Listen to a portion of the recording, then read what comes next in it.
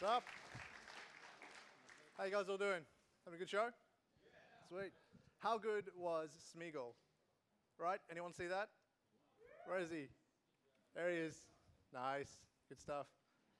Yeah, as Jason was saying, we're over at Wonderful Studios. We run a VCal VC training program. Basically, if you're in year 11 or 12, you can come along and do a bunch of stuff with us. And if my AV ever works, then I'll be able to show you. Yeah, no, a whole range of stuff we teach you. It's all basically based around 3ds Max. Damien was talking about it before. It quickly touched upon a couple of things. It's a brilliant piece of software. Basically, it allows you to do 3D modeling, rigging, character animation, and I'm going to be touching upon a couple of those things today. How are we looking? We good?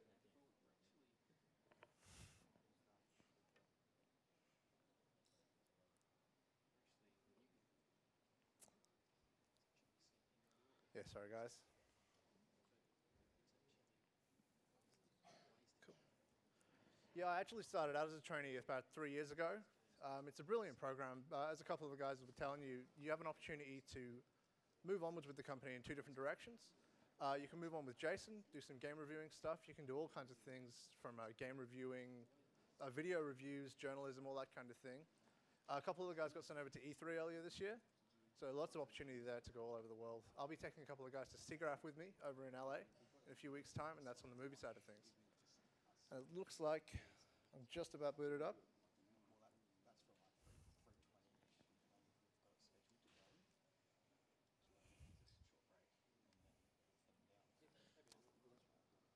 Okay.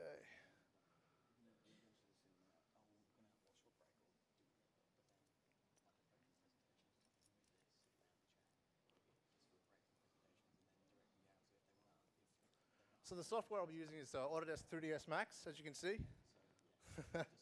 As is the case with most 3D software, it's buggy as all hell. So.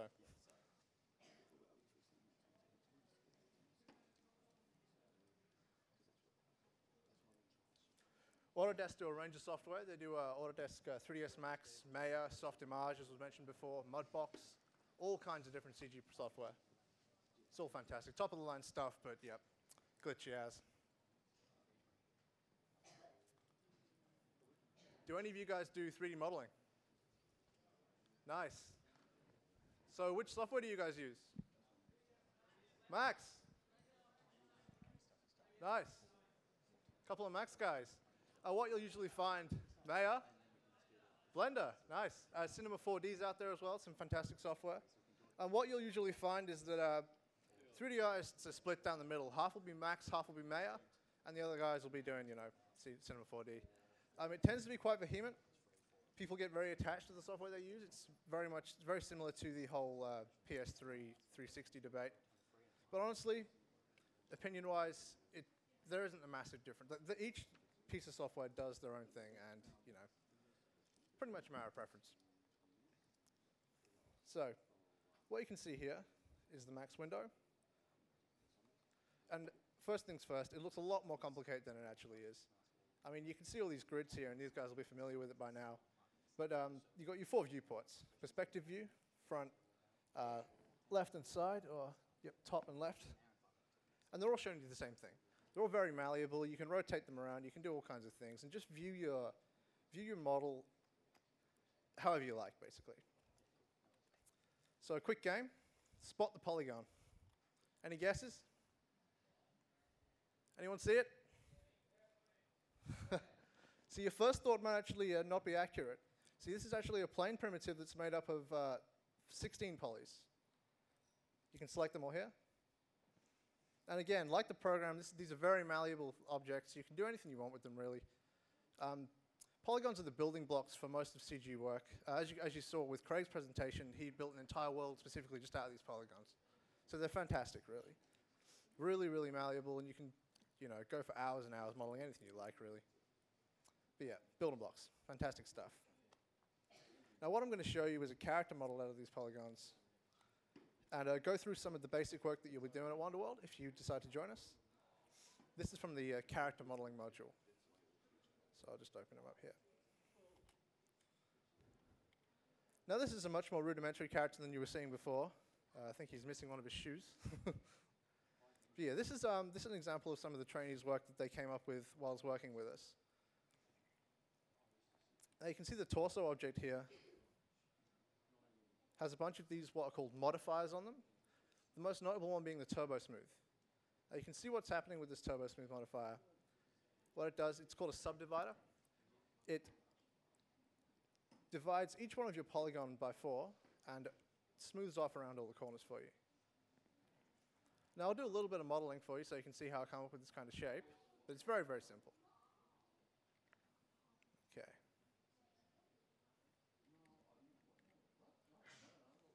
So as with most objects, this one starts out as a box, and you basically hammer it down, shape it, model it as if it was clay, basically, as you go. So we'll just... Sorry, it's a tad awkward using this mouse pad down here.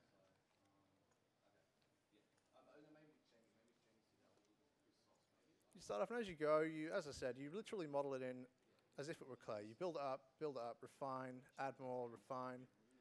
And Max has some brilliant modifiers in here which can save you a whole lot of effort. One of them being the symmetry modifier. Using this, you can mirror over anything that you've done on one side of the shape to the other, and basically half your workload as you go. Now, I'm not going to sit and make you watch me model this entire model, but just to give you a rough idea of how these polys work. Very malleable, brilliant, brilliant stuff. Okay, and once you've gone through hours and hours of that kind of stuff, you will have your character modeled. And this tantamount to about 4 hours worth of work for the trainees. I think some of the guys will testament to that. And the next stage of it would be to rig the character. So you bring in what's called a biped rig, and I know a couple of you guys asked questions about this before. You make a skeleton which matches up along with your character, and you pick each one of these individual bones and apply them to separate parts of the character. So for example, the torso, you can see it has this skin modifier here. Sorry, right click. Now the skin modifier basically states, as was touched upon before, that all of these bones here, kind of difficult to see them, the spine bones, the arms, they govern the movement of the polygons of the torso. Now you can go in and get a good look at it and see exactly how these bones wrap around this torso. So I'll just...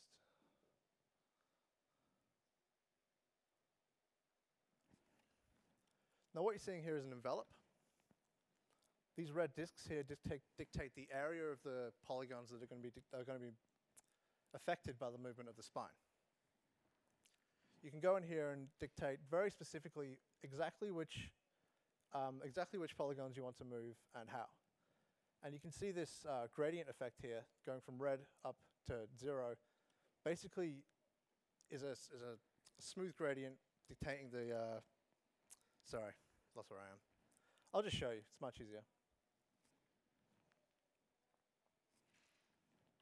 So what you get, if you move this bone, after you've applied the skin modifier, you can be very specific about how the clothing folds and follows the bone's movement. And that goes all the way down. You can you apply bones, skin modifiers to all these objects. For example, the feet have their own specific bones, which you can rotate, move, as you would expect. You saw a final version of this in Damien's presentation, but what you'd be learning to do over at Wonderworld is get more nitty-gritty with it and actually do some of the work of rigging the characters yourself. Later on, we'll be applying some motion capture to this character as well. Okay, so the next stage of the design is a UVW unwrap. Basically, what this allows you to do is view the polygons of the character flattened out in a 2D space and import that 2D render into Photoshop and draw on whatever you like, basically. So I'll just...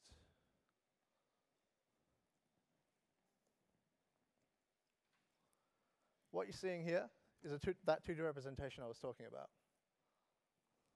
So click on these polys here, you can see them being represented over here. And this is after the work's been done as well. Originally, when you apply a UVW modifier, it's just a flat clump of polygons, and it's entirely useless. So the work you do here is the spreading out, the flattening, the pelting of these polys here. If we apply a flat checkerboard pattern onto this model and play around with some of these polys over here, you can see how it's affected. The larger I stretch this polygon out here, the more texture can fit inside of it, which is how you get this condensed look with the texturing. Now this is a really common problem in most games. Like sometimes you'll see a texture on the floor has been stretched out or clumped up, or either way. The problem here is that the UVs aren't done properly. So what you do, once you've done with all this, you can render this one out. Into that. And this is your image you open in Photoshop. Now, I cannot see my start menu, so bear with me. Here's an example of a texture that you would apply.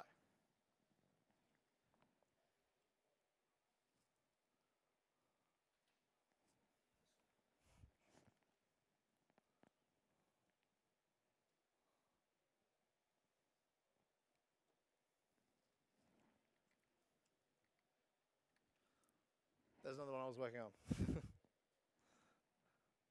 So instead of making you watch me do all this, I will just go ahead and apply this texture on for you.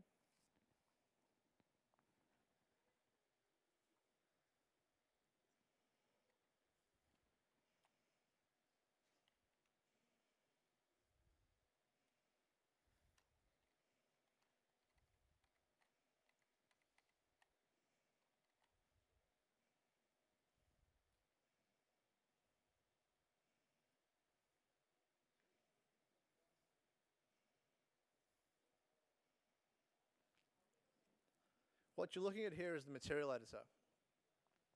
Now, when you're working in a scene that you've been working on for a few hours or a few weeks even, this becomes incredibly clumped. You have hundreds of these little nodes here, each representing a different material. And these smaller nodes here represent images, so bitmaps. What I'm doing here is I'm grabbing the bitmap you just saw and applying it to the diffuse slot, which is essentially the color slot of this material. Now in here, you've got a whole host of options. You can turn up the specular level to make the object more shiny. You can apply bump mapping, which is, I'll show you an example of here. Opacity mapping, just hundreds of different little options that you can mess around with. So we'll apply that on.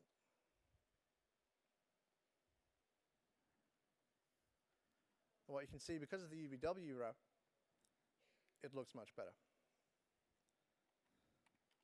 So that's our texture applied onto there, and that's without the UVW map. You can see this horrible stretching along the arms here, and that's what you're looking to avoid. Do a quick render. The bump mapping, as you can see, is this very faint sort of bumpy effect texturing onto here. Without the bump map, this looks awful. It's just a flat sheen surface, and it doesn't look realistic in any way. So it's really important to add your bump mapping in there. Okay. So last thing I'm going to show you with the character module is the morph targets. Now what you've got is this head here, and a few different versions of it. You've got a blink morph, morph with his mouth closed, a couple of facial expressions. And what you can do, if you apply this morpher modifier onto here, you can load these targets in, as I've already done, and morph back and forth between them. Now this is a lot of what UDK would do automatically when you import your audio, as Damien was saying. But what this allows you to do is have a much higher level of control over what you want to do with your character. I mean, these are a couple of basic ones I knocked up last night, but you can have a lot of fun with it. You can do all sorts of stuff. And what you do is you keyframe these animations of these values and lip sync along with some audio. And you can do this at the same time as animating the head and the entire body. So what you can do is have his head looking around or his entire body walking throughout a scene, and at the same time keyframe the morph target, so you've got your lip sync. Yeah, so that's just a quick taste of some of the work you'd be getting up to if you came and joined us over at Wonderworld. Next up, I've got you a couple of renders to show you. This is a scene I'm currently working on for our movie that we're doing. It's an animated feature film funded by Film Australia. And this is the level of work we'd be looking to get you guys up to after your training's finished. You see, on the job, we do about 6 months worth of modular training, so very formal stuff. And then after that, you have an opportunity to work on, as I was saying before, either movie projects with me or game reviewing and things with Jason. This is a current scene I'm working on. A big shout out to John McLeish, wherever he is. Where's that guy? John, where are you? There he is. This is one of our big hand guys, John McLeish.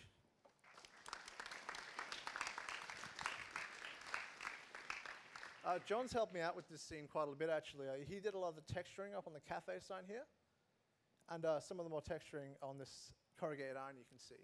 And he's going to talk a little bit about his experience with the company. Yeah, all right. G'day, everyone. How are we all doing this afternoon? Having a good time? Yeah? All right. So, yeah, as you all know, my name is John McLeish. I'm one of the trainees down at the Remembering office for Wonderworld Studios. And also, as part of when I'm not doing the training, because it's not all you do, Chris here has got me doing texture works. I'm one of the texture artists now on the film that we're making. And as you can see here, this is one of the scenes for it. This is the main stretch of town.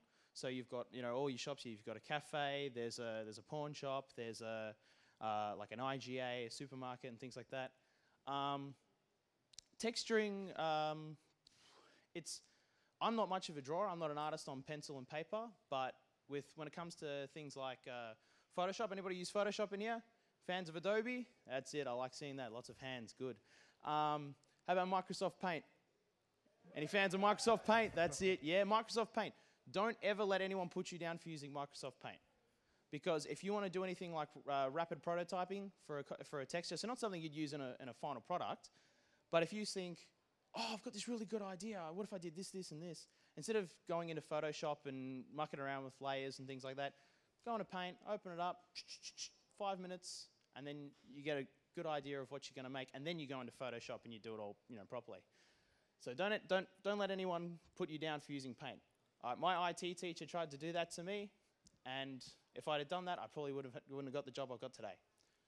So with texturing, there's a few things you need to consider. It's not just making something look cool, and because it is really what people are going to see the most. So they'll see the model itself. So we'll just look at this scene here.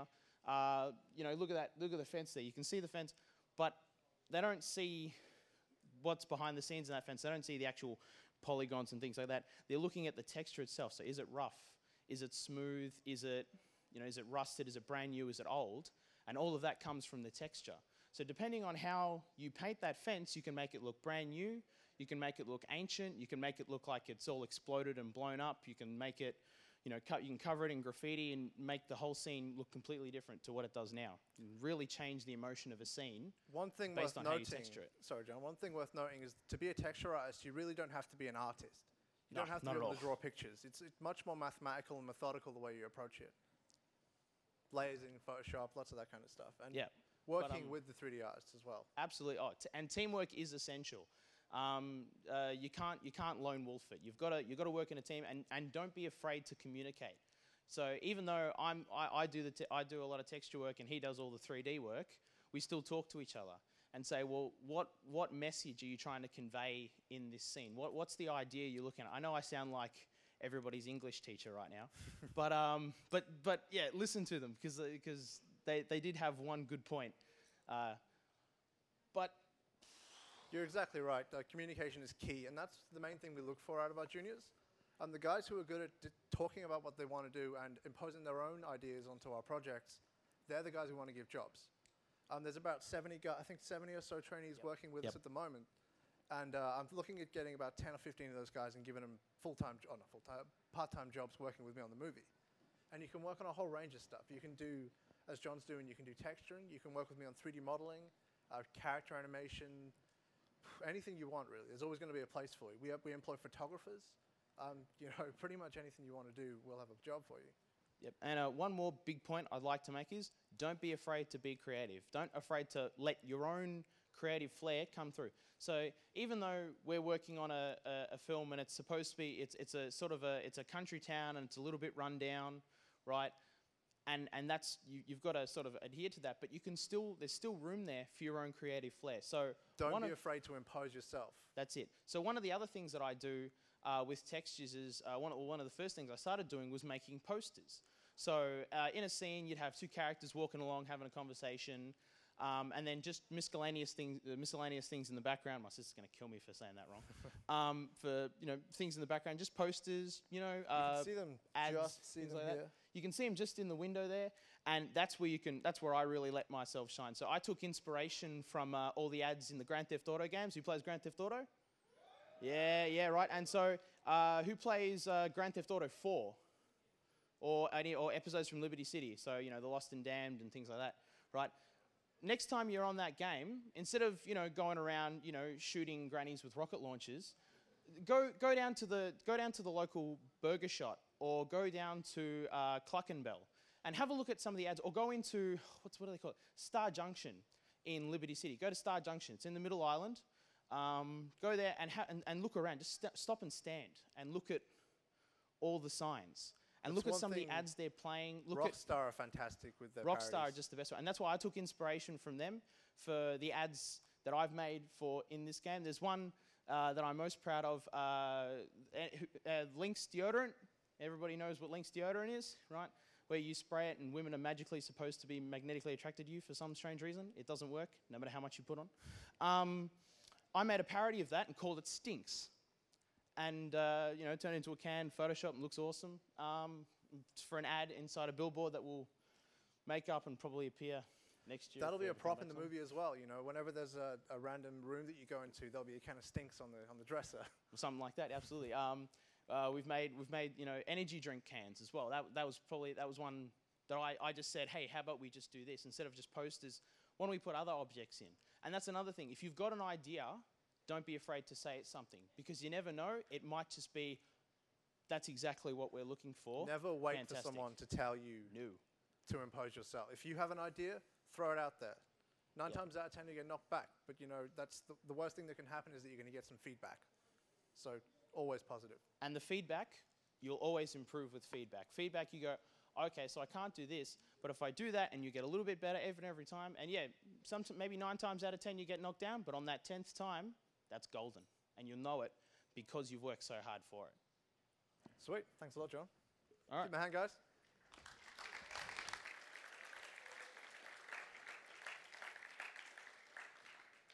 Okay, so I've got a couple more things to show you, and then I'll open up to some questions. As you can see in this scene here... Before you do that, I might just cut in very quickly. Yeah, sure. If anyone wanted to talk to Damien Scott regarding Bane of the Sith, he's going to be heading down the Rotundas in the next 5 or 10 minutes, so you can feel free to go down there and talk to him. Otherwise, feel free to continue the presentation, and I'll be out doing the question running when you're ready. Sweet. Okay. That'll be worth a look, guys, as well. He's doing some good stuff. As you can see here in the scene, we've got this tarpaulin kind of cloth draped over these milk crates here. And honestly, you don't want to sit and model this kind of stuff. That would be a complete waste of time. You'd be spending hours and hours painstakingly moving all the polygons around and trying to get it look natural, and no, you don't do that kind of thing. So I'll show you how to use this modifier within Max, and you will be learning to do this kind of thing if you want to come work with us. It's called the cloth modifier.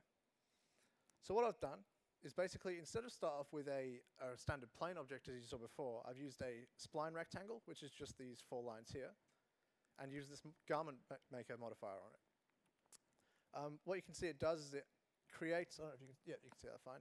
It adds a randomized topology onto it of trigons, so it's a 3-sided polygon. That contributes way more towards the more natural fall of the fabric. Next would be the wave modifier. Just give it a bit more of a shape that's going to fold a bit nicer. Then you turn on this cloth. And what the cloth does, when you simulate it, is apply physics onto the garment, as it's known, and works out all these collisions for you. Now, it is loading this in the viewport, so it might take a while. I'll just turn that down a bit. And what you've got there is a much more natural-looking tarpaulin. And, this is 4 or 5 hours worth of modeling work condensed into 5 seconds of quick animation, which you can then just bake, collapse that into polygons, and you've got yourself a mesh. And now I can move this around exactly however I'd like. You know, these all become polygons that you can just work with. Yep, just one quick example there. And one more thing I want to tell you guys is, as you saw in the character model here, see what's wrong with this character's head? Not that one. Shout out. What's wrong with it? Yep. Is he missing any? Hey? No, well, yeah. Poor guy, he's bald. Ears, thank you. I thought that would be more obvious. Yeah, basically, the way it works, if you're modeling a face or a human, anything human, hands, body, because we're so used to looking at them in our everyday life, you know, whenever you talk to someone, you're looking right in their face.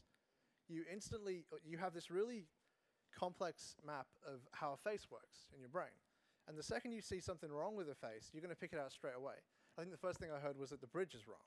And that's obvious. I mean, like, no one's head curves back like that. So you pick it out straight away. So one thing I want to stress to you guys, if you want to get into any kind of character design, do you have a question? Oh, do we have a mic running around? Yeah, I'll head out there now. But yeah, don't forget, guys, Damien's down in R7 if you're interested in Bane of the Sith stuff. He's about to head down there now. I think we've a few heading down there at the moment. But yes, why with the hat? It's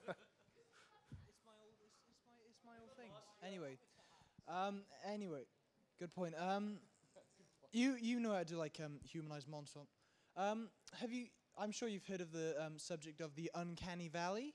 So what's your view on that? Like how the concept of how the more human something looks, it loses its feel and kind of makes sort of... That's a very real problem in the CG industry right now. Like, you don't want to make something look too real. I remember the first time I saw the Final Fantasy movie about, say, 7 or 8 years ago, and it was almost scarily real. Like, they'd spent obviously so long doing their CG and really getting all the pores on the skin to look right. But unless it looks photoreal, it looks wrong. It's exactly what I was saying before. You can pick out all these things that aren't right with it in a second because you're so used to looking at faces. So one thing I want to stress, and I'm going to show you, is to learn anatomy. If any of you guys have done figure drawing before, you're going to know the importance of anatomy. There'll be some more questions at the end. Yes. So this is the model I've been working on. And I watched a lecture on YouTube a couple of weeks ago. I think the guy's name was Michael something Eastern European. You'll be able to find it. It's about an 1.5 hour long lecture about the importance of anatomy in character design. And as you can see here, like I was modeling the rib cage the other week, and you know, the amount of references that you want to be collecting for this stuff is just, it's phenomenal. Like, you really need to understand the natural structure of this stuff and get right into it. See if that's loaded up. Yeah, once you learn anatomy and you start learning all these body parts, as you can see, I've started labeling them. It's really important to really learn this stuff. Like, if you know human anatomy and you know what all the bones are called and where all the zygomatic muscles lay and all that kind of crap, then you're going to have a really good mind map of where all this stuff lies. So if you're drawing a character or if you're modeling a character, you're going to know not only that there is a bulge here when your character smiles, but why there's a bulge. And you're going to know that this muscle stretches out when you laugh or when you frown. You're using all these muscles here. And having a really good idea of where those muscles lie and where the bones lie is imperative if you want to make a realistic looking character. The obvious other direction you can go in is to make your character more stylized. Like, you can do more Disney style characters where they have heads like this or it's just a nose with a mouth attached to it or something like that. And that stuff's good too. But if you want to get into doing your realistic stuff, then I have to stress anatomy 101. Learn it, do it, use your spare time, grab some anatomy books and just like have some fun with it, you know? Like, you've got to make sure you're enjoying yourself. If you're not enjoying what you're doing, then do something else, honestly. But yeah, this is just an example of a model I've been working. I was hoping I'd have it finished for you guys, but yeah, he's missing his jaw and his hands, so sorry about that. Yeah, this is a good few hours work. I think I would have spent about 15 hours or so on this model, tops. And the amount I've learned about human anatomy in the process of modeling this model, as well as just modeling techniques as well. Like, if you look at, say, one of these vertebrae, it's a complex shape. It's not easy. But I had no idea how to model this when I started. But, you know, I came with a project, and this is one piece of advice I would give all of you. If you want to learn, make up your own ideas and work on that project yourself. Like I said before, don't wait to be told what to do in a class. Just go home and start doing something. Pick something that you want to do and just work on it. There's nothing stopping you. You can see his unfinished jaw there.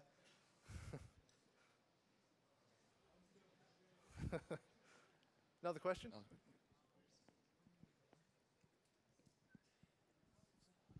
So you said you built this, correct? Yeah. Yes. I'm just curious because I'm kind of new to using like 3ds Max and so on. With scaling and so on, did you have like any difficulty like getting everything to perfect scale? Like I said before, references out the arse. Like I've got so many of these pictures that you just study and you pick up on, and you got to have lots of references as well. Because say you look at this picture of a shoulder blade, you'll model it all from this viewport. You'll think, oh great, it looks perfect from the back, but the second you turn it around, it looks crap. So you're going to want to have a whole range of pictures from all different angles. And I've got anatomy for artists books at home. I've been on medical journals looking at all this stuff. Just really get into it, honestly. And yeah, references, main thing. Any other questions?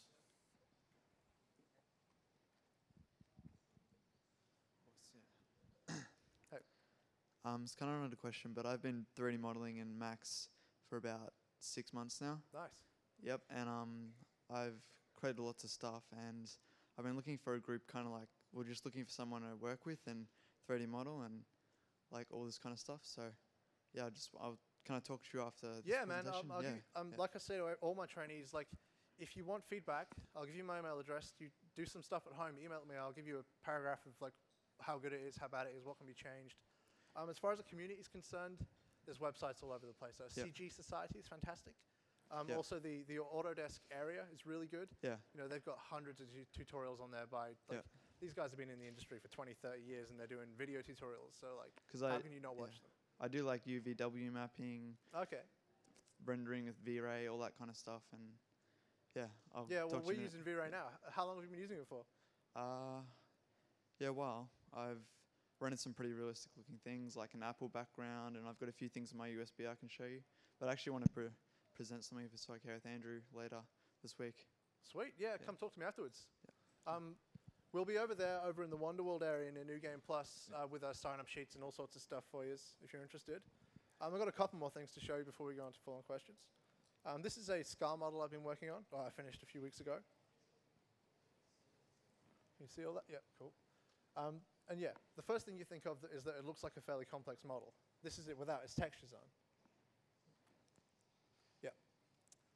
So I'm just showing you the difference between a textured model and a non-textured model.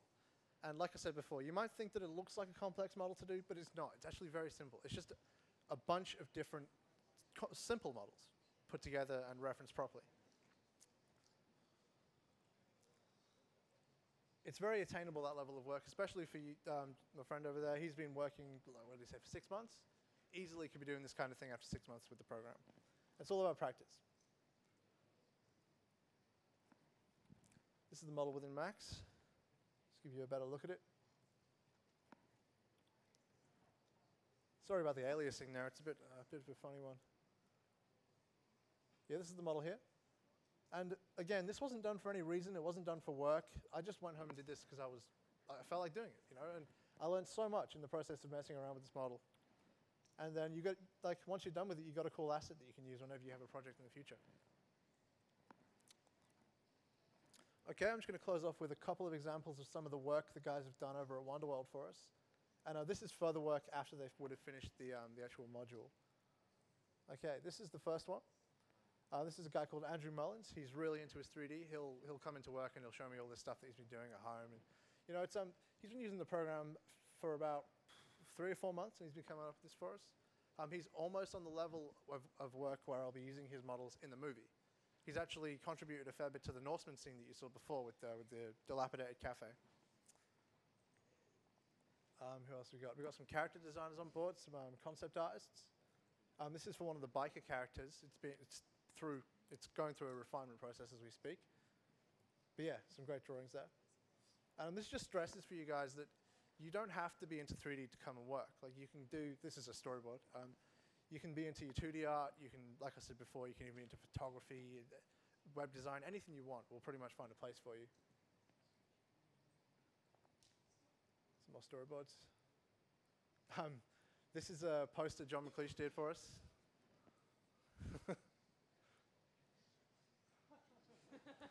Pretty good, right? Yes, it's more of Andrew's stuff, and I think we're back at the start now. Oh no, this is the final one. This is Chloe.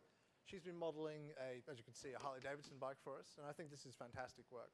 Like she had never used the software before, and within I think 2 months of using the program and just our tutoring and just our modules, she's coming up with stuff like this. And it looks fantastic. I think you'll agree. Like it's brilliant work. I think that's all. Yeah. Cool. So anyone who has any questions, shout out. Any more questions? No? Nah? No? No more questions? No? All right. All right, we're done Sweet. early. Well, as we said before, guys, if you're interested in signing up for the course, you can do it through your schooling. Come see Chris, myself, or John McLeish. We'll be in the back corner. And we're there to answer any of the further questions you guys have. But I reckon we might try and give you guys like a couple of minutes, and then we'll try and set up for the tournament on the main stage. What do you reckon? Sweet. Sounds good. Thanks, guys. Thank you, Chris. Give him a round of applause.